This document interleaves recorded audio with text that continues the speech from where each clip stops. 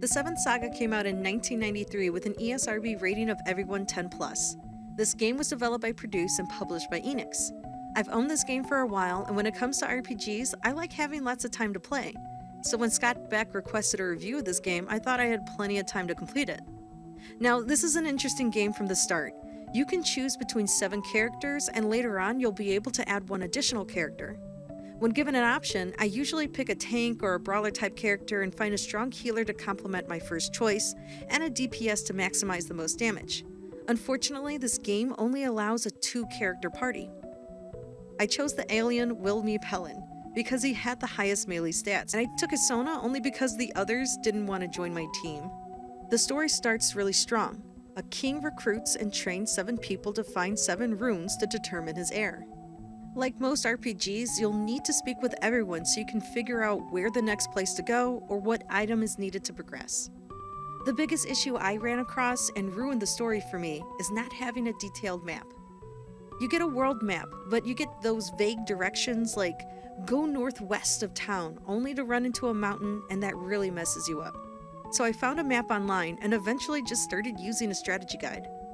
Getting so engrossed in determining the correct direction to go into, I lost sight of the story really fast, which is unfortunate. It sounded good.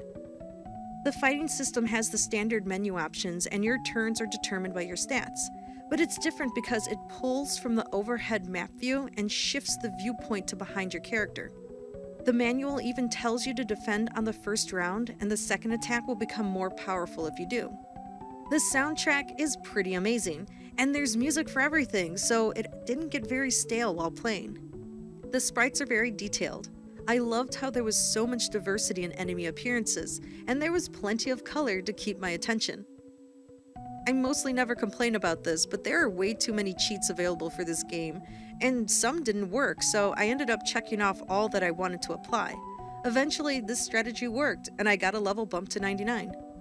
As of the production of this video, a loose cartridge is $33.88, and a completed box is $67.50. Just a reminder, there is a map that should be included in it. Overall, the 7th Saga has all the makings of a great game. Awesome graphics, compelling soundtrack, and there is replayability because some characters get different story options. For me, there are only 2 downsides: the map and the leveling. Not knowing where to go has killed so many games for me because I get frustrated, or if I don't play for a few days, I'll forget where I'm going, and there goes that run.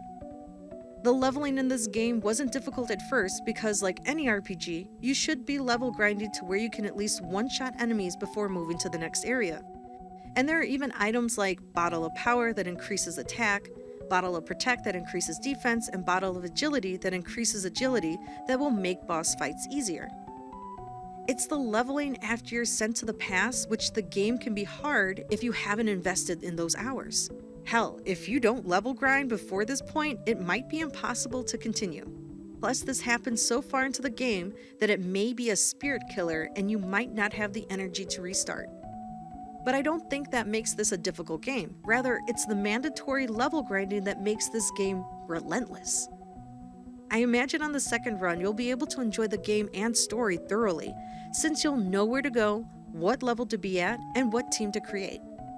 So I guess the question to ask yourself is, do you want to do this? If you're into this type of investment, the 7th Saga is a great choice. If you're looking to enjoy a story without having to do this extra work, it's okay to pass this game up.